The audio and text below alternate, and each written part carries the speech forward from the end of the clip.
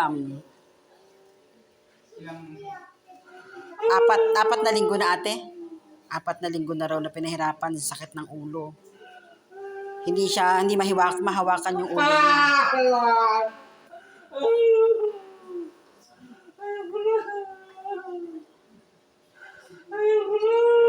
Lang, ha?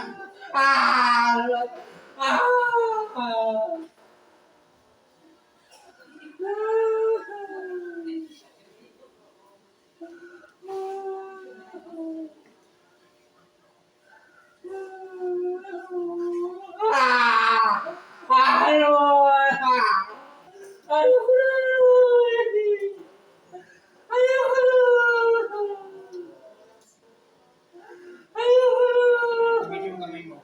I-ano mo. Pagpagan sa ulo, pagpag. Pagpag mo sa ulo mo.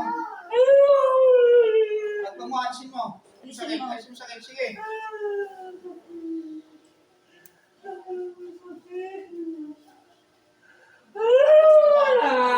Ayusin mo. Dali. Dali. Ayusin mo. Pagpag mo.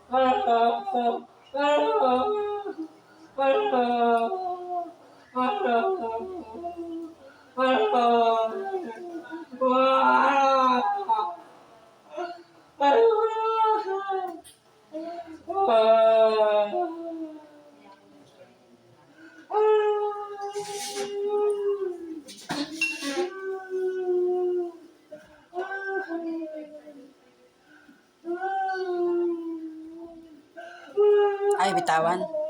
Ayaw bitawan.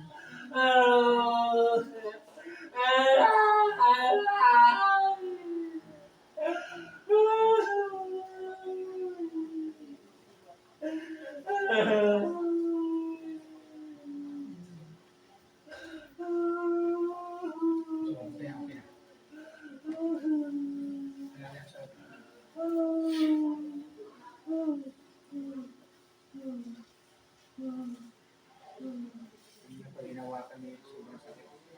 Wala na. Hindi na siya nakaramdam ng sakit. Kaya pag hinawakan, sobrang sakit yung ulo niya. Oo nga, hindi natin na-video yun eh, yung paghawak kanina, ano. Pag nadampian ng kamay, talagang ano ho. Dito nilagay lahat yung sa ulo lahat nilagay. Mamaya gagaan ang karamdam.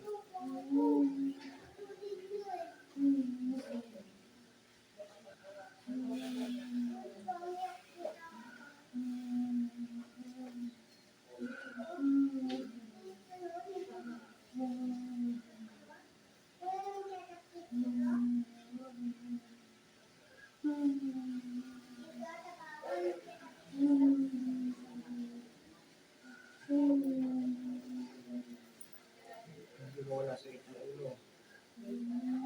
Puro pako.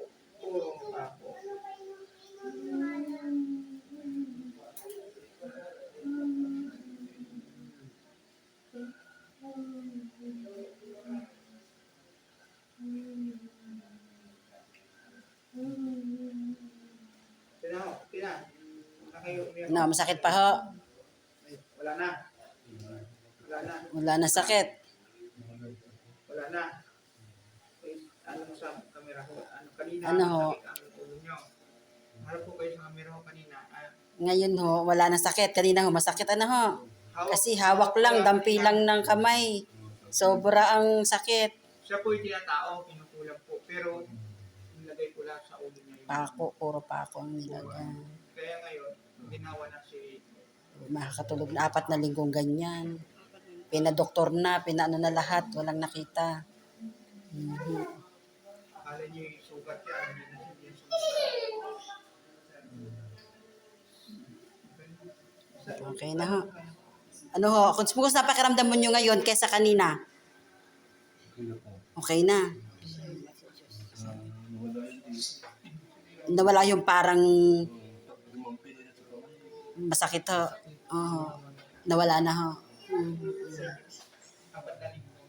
na linggo siyang ganyan. 2 linggo ho siya sa hospital. 2 linggo sa ospital, wala naman nakita ang doktor. Oo, walang nangyari.